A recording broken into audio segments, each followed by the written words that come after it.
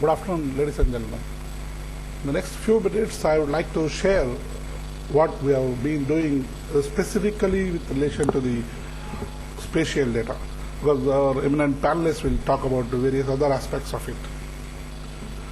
We have a program called a Natural Resources Data Management System, which basically uses the current technologies of global positioning system, geographical or geospatial information systems, and the remote sensing technologies.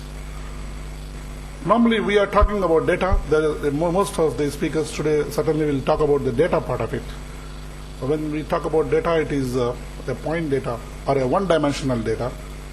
Most of us use that in two dimensions, in the sense you see it in a map or in a chart or in another form, but there is a need to see it in multi-dimensions. The spatial domain, there's a third dimension as well as the time. So with that, we'll give enough inputs and insight for better planning, whether it is, as the chairman mentioned, about Prime Minister's Gram Sadak Yojana or Rajiv Gandhi Drinking Water Mission or any such kind of applications. This also brings me back to one of the important concepts developed by our former president, Dr. Abdul Kalam. About some of you must have heard about it, called Pura, providing urban amenities in the rural areas. It is a very important concept which talks about the connectivity of the people, whether it is a physical connectivity, economic connectivity, knowledge connectivity. This is underlying thing is the spatial data. Keeping that in mind, we have been working on these concepts of how to see that the spatial data is available and usable. So when we started examining, one of the things which happens, not only to the spatial data, many other data sets, whatever data set, which whether individuals or organizations, whether government or non-governmental generate, most of them are not organizationally stored properly. In the sense, you don't have metadata. People do not know themselves what data they are holding on to.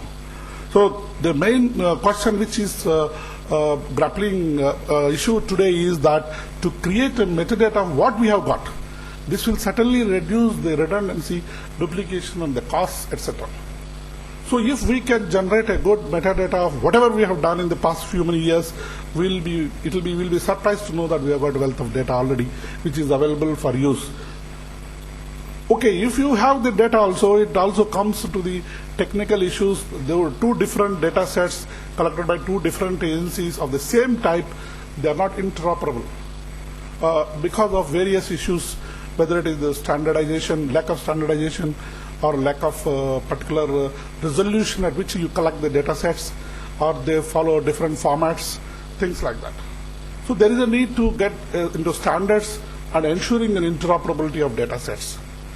And if one of the things, even if you ensure that the data sets are standardized or interoperable, basic mindset of people is not to share. You are highly possessive of what you have collected, you don't want to share it, whether it is government or a private. So there is a need to evolve a consensus that you can leverage your data sets by sharing. So that requires a constant education, creating awareness, and making people see how the data can be exploited and used to the maximum benefit of people. And the last point in this aspect is about policy. The governmental policies which do not permit certain data sharing. So the government have been taking a lot of initiatives over a period of time. I will concentrate mostly on the spatial data aspect of it, is that about the map policy. If you want to get a map of, say, Visakhapatnam or Bombay, you won't get it. Though we are having it, and the data is available with us. That is because of certain policies which are there. So in the year 2005, we brought in a new policy called National Map Policy 2005, wherein we provided a specific set of data sets available for across the country for everyone. Today, recently in the last month only, the cabinet has decided to evolve a policy for data sharing, whether it is spatial or non-spatial in nature.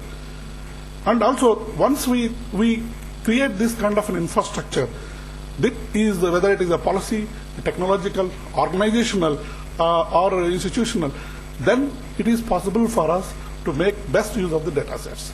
That gave rise to a program called national spatial data infrastructure, which is in the process of evolving over a period of time, and we have brought in the standards for the metadata of the country as well as the data content.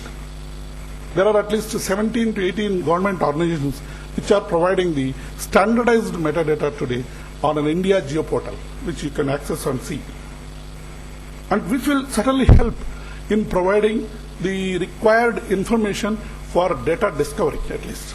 So if you know that the data is existing, to be able to discover it and explore it. And one of the points which I would like to add to what the Chairman has mentioned is the National Land Records Modernization Program, very ambitious program of Ministry of Rural Development, of which we are also playing a significant role in that, in providing the data sets and standardization, which will ultimately lead to a national land information system, a seamless national land information system, which will enable us to resolve many issues which we are facing today. And one other point which I would like to mention is, some of the speakers have mentioned in the earlier sessions also, is the problem of the administrative units and their boundaries. Whether it is a panchayat, a village, revenue village, or administrative villages, similarly to the higher level. So we have a National Spatial Data Council which has now entrusted the task of creating in a real-time mode in administrative unit boundaries. They will be available across the country, and it should be possible for us to resolve some of the issues, whether it is faced by the census department or a common citizen. And lastly, I would like to talk about a point about when we are talking about ICT, we have an important program called Geo-ICT. Geo-ICT in the sense we wanted to transform from the e-governance to the G-governance. That is a fusion of IT and geospatial technologies. So we also have an active program of supporting any research proposals for such an activity. You could visit the website of the DST for sending any proposal under the Geo-ICT. These few words, I thank you all. And if there are any immediate questions, I can answer. Otherwise, I may have to leave early because of some mix-up in the program. Thank you.